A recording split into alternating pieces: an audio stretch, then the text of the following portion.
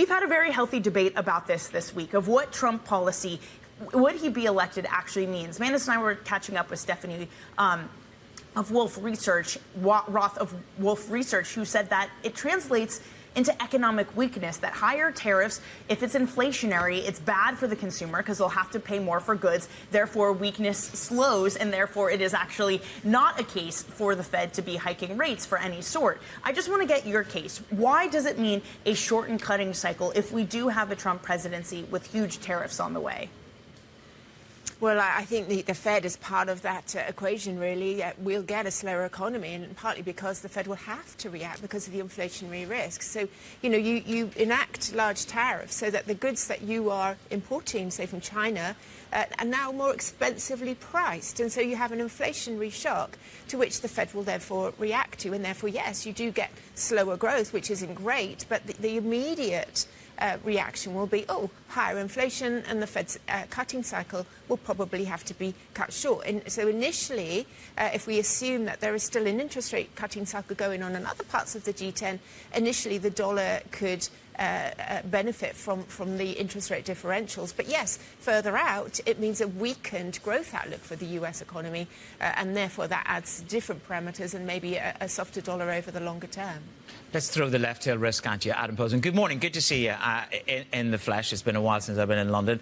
Adam Posen has been on the show with Danny and has been on the show with the surveillance team, and he talks about the probability of a near-term cut from the Fed, but then you have an inflationary tariffs and immigration, etc., and that the Fed would have to pivot, and pivot pretty darned hard in the back half of 2025.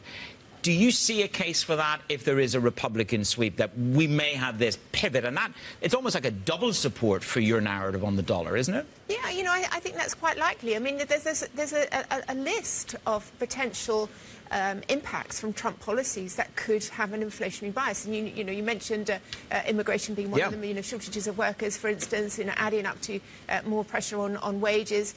All of this is potentially inflationary.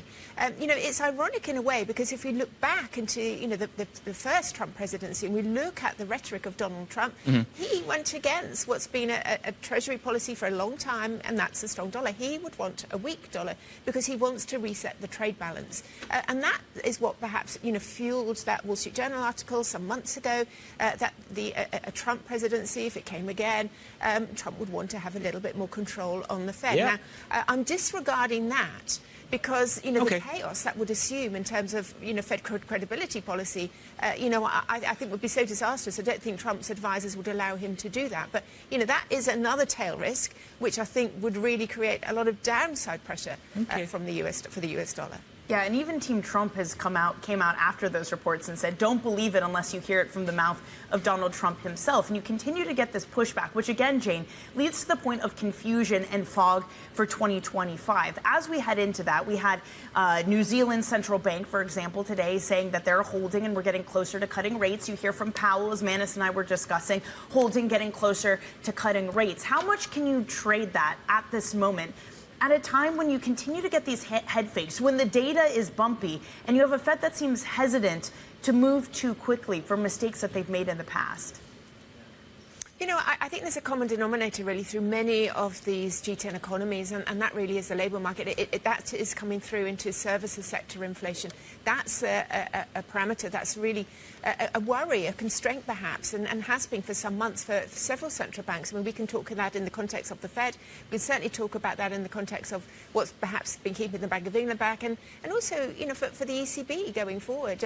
Maybe if it wasn't for high service sector inflation, the ECB could be cutting again a little bit sooner. So that is a concern, the services sector, and that comes back to labour market shortages really across most of these markets. So again, common denominators, are a theme here. I just pulled up euro dollar for 10 days. Drive on. Nothing happened. Absolutely nothing happened. But I want to get your perspective on the euro. I was looking at euro-Swiss volatility, and I was really surprised. Obviously, there was a haven trade. Swiss went bid. Euro tanked. Some would say the worst scenarios are contained on the left and on the right, and you have this appalling cohabitation, which is a state of, in Ireland, we say a state of chassis rather than crisis. So it's this sort of stalemate. When you look at the euro and the collapse in volatility in Swiss, is that the right reaction function? Because I don't think the worst is past. No, and I think that's really the clue here. I think that's the crucial thing. The worst may not have passed.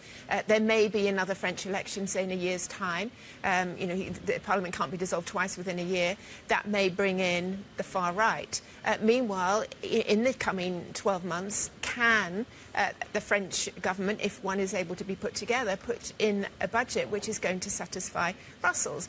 France had the second worst budget deficit, 5.5% of GDP in the EU. I think Romania was the worst over the last year. So there's a lot of work to be done and perhaps not ability to do that. So the worst may not be passed. And that's quite interesting for the Swiss franc, because the Swiss franc tends to do well when we're all worried about the euro, the eurozone. Now, to give that a bit of context, the S&B doesn't want a strong Swiss franc. It's quite happy when it's losing ground because of its long history with deflation and disinflationary pressures.